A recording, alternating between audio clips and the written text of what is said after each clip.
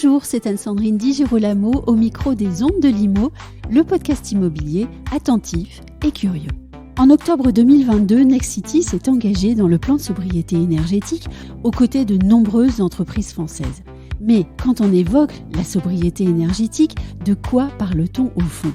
Jean-Claude Bastien, directeur général délégué de Nexity, partage avec nous la vision de son groupe sur une question qu'il place dans ce qu'il nomme un virage sociétal majeur. Jean-Claude Bastien, bonjour. Bonjour. Il me semble assez naturel de commencer à parler de sobriété énergétique en évoquant les éco-gestes, puisqu'ils sont au cœur de la communication immédiate et actuelle des acteurs de l'économie française. Que pensez, selon vous, de ces éco-gestes ? Qui sont nécessaires. Oui. Évidemment qu'ils sont nécessaires. Et d'ailleurs, nous avons un plan gouvernemental qui vise à réduire, par les plans de sobriété des acteurs, 10% de la consommation énergétique sur les 2 prochaines années. Donc oui, c'est nécessaire. Oui. Voilà. Est-ce suffisant ? Alors, d'abord, il faut le faire. Oui. Il faut le faire en tant acteur économique et en plus acteur de l'immobilier, il faut donner l'exemple. Mhm.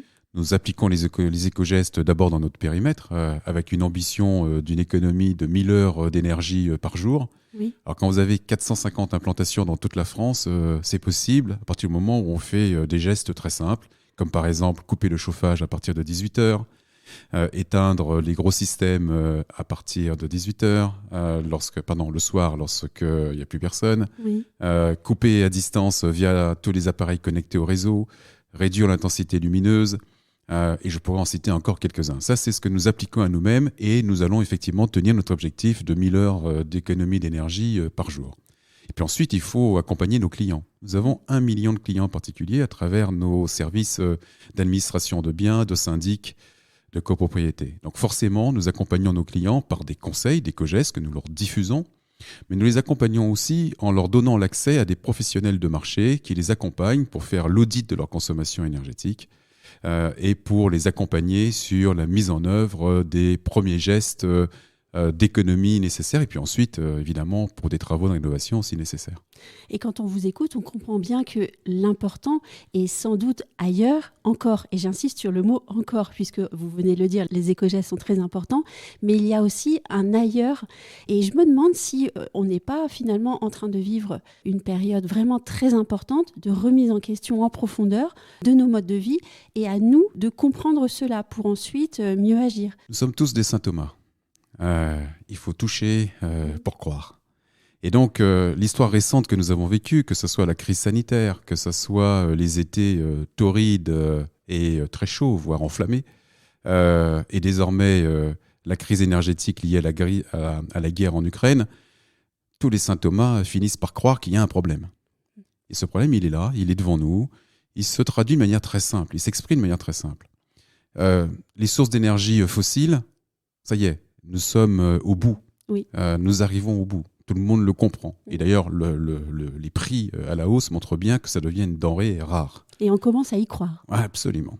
La deuxième chose, c'est que les énergies renouvelables, tout le monde se rend compte que la puissance délivrée en instantané n'est pas suffisante pour pallier l'énergie fossile. Donc, que faut-il faire ? Grelotter, se mettre un pull sur un pull ? Je laisse ça au ministre de l'économie. Mais je pense qu'il y a peut-être plus fort à faire, qui est de, effectivement, changer nos approches de manière structurelle. Parce qu'effectivement, c'est un véritable choc de société. Il va falloir apprendre à consommer différemment. Oui, nous ne sommes pas dans la conjoncture, mais le basculement et la révolution structurelle. Ouais. L'une des questions, alors, serait de se demander comment est-ce qu'on fait pour consommer moins ? On y est bien contraint, tout en gardant les mêmes usages, ou je dirais même la même qualité d'usage, puisque personne ne veut renoncer à son confort. Alors, quelques chiffres, parce que je pense qu'il faut toujours partir du concret. Oui. Le bâti en France, c'est-à-dire les immeubles tertiaires et les immeubles résidentiels. Le bâti en France, c'est le premier consommateur d'énergie du pays. Premier élément. Deuxième élément, c'est le 4e producteur de gaz à effet de serre. Donc très clairement, le sujet du bâtiment est un sujet central quand on veut penser lutte contre la consommation d'énergie, ou plutôt pour penser décarbonation. C'est un sujet central. Mais il y a encore plus important, parce que ça, les auditeurs pourraient se dire, bon, c'est très loin de moi, je ne sais pas de quoi on parle, etc. Rapprochons-nous un peu, oui. Rapprochons-nous des objets. Les bureaux.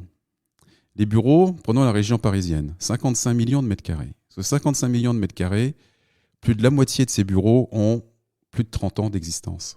Autant dire que ce sont sans doute, vraisemblablement, même certainement, des passoires thermiques.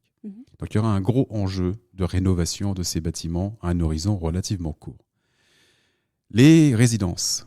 Il y a 37 millions de résidences en France, qui soient des principales ou autres, 37 millions. Ces 37 millions, il y a, chiffre officiel, 17% de passoires thermiques, c'est-à-dire 6 millions. Et puis enfin, rapprochons-nous, rentrons dans le salon de nos auditeurs. Oui. Rentrons dans le salon, qu'est-ce qui se passe ? 17% d'entre eux ont du mal à payer leur facture d'énergie. Précarité énergétique. 35% d'entre eux déclarent spontanément être en inconfort énergétique, c'est-à-dire qu'ils ne se sentent pas bien l'été et qu'ils ne se sentent pas bien l'hiver. Donc, toutes ces évidences devant nous disent une chose, qu'il faut traiter le stock et le flux. Alors, comment est-ce qu'on fait ? Comment fait-on ? C'est la vraie question, et c'est là où les acteurs de l'immobilier vont devoir montrer qu'ils ont une utilité. Oui. Bien sûr, produire des bâtiments et gagner leur vie en faisant cette activité utile et nécessaire de production de bâtiments, mais aussi accompagner le grand changement sociétal qui est devant nous. Parce que si nous ne le faisons pas, personne d'autre ne le fera vraiment.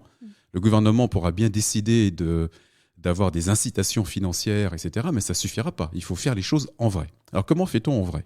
Peut-être on identifie les freins d'abord ? Les freins, ils sont effectivement d'abord financiers. Oui. Donc c'est important qu'il y ait des actions et des supports financiers de la part de l'État.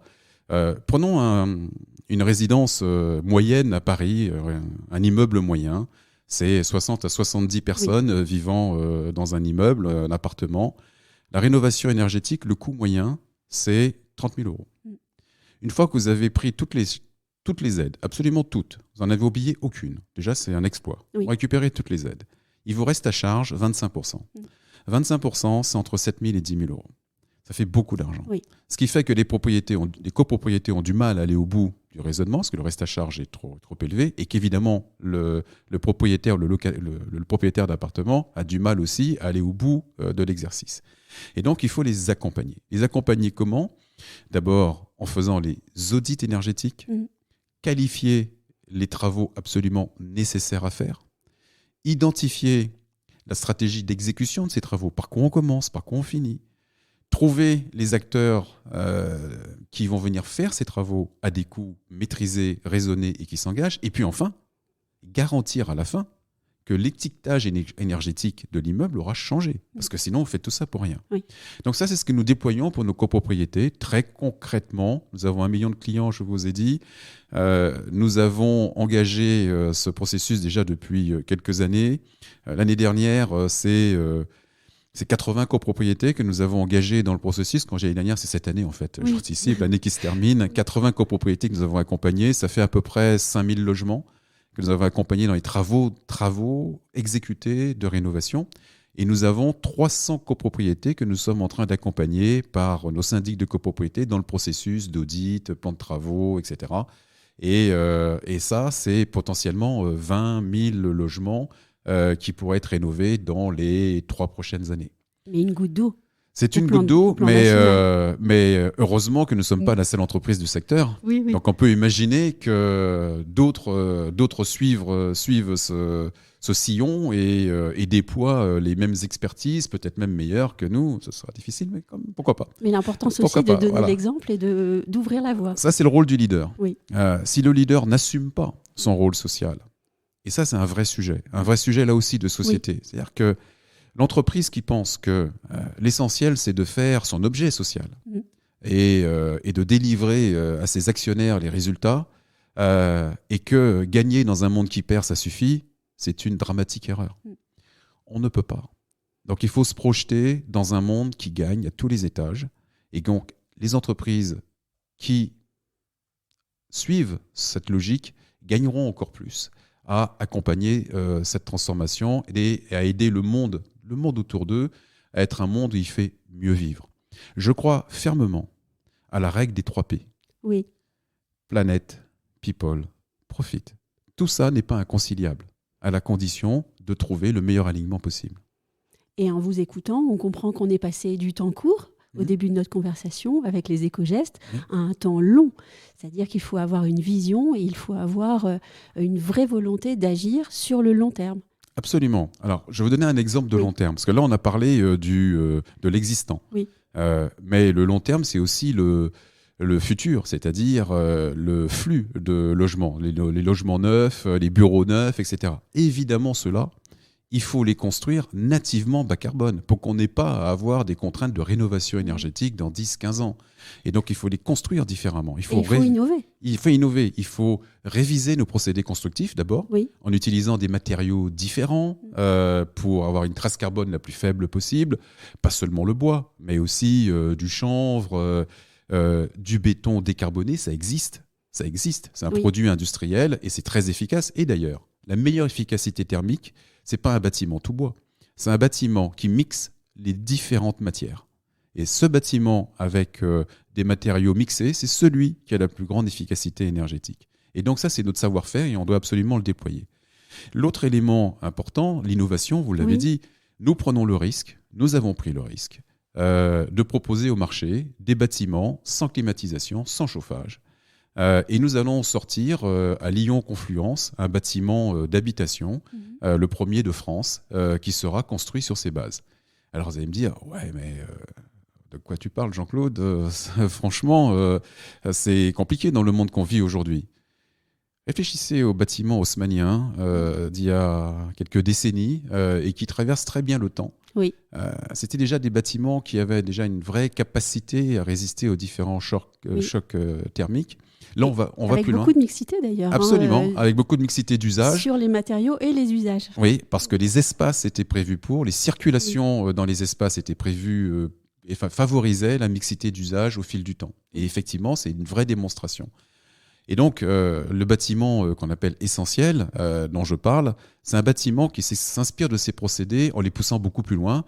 C'est la logique du thermos. C'est effectivement d'avoir une couche externe qui est réfractaire effectivement au climat. Oui. Et ensuite, à l'intérieur, d'avoir un pilotage du bâtiment par de la technologie qui permet de gérer les ouvrants et favoriser une circulation de l'air optimale. Donc voilà ce que nous proposons et ça, c'est une vraie innovation. Nous sommes le seul à le proposer en France. Et si on termine avec votre règle des 3 P, People, Planète et Profit, en fait, cet exemple-là est l'exemple idéal. J'espère bien que oui. Parce que les produits doivent être la démonstration. Oui. On ne peut pas avoir cette exigence d'exemplarité et la volonté de tracer la voie si nous ne donnons pas à chaque étape la preuve de notre capacité à faire. Donc cet immeuble-là est un des éléments de preuve, pas le seul. Merci beaucoup. C'était un plaisir d'être avec vous.